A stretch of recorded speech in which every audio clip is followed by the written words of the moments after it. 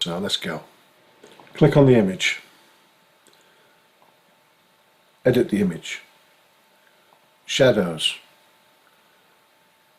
Glow.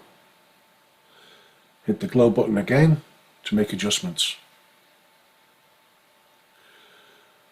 Transparency, full, blur, minimum, colour, whichever colour you want.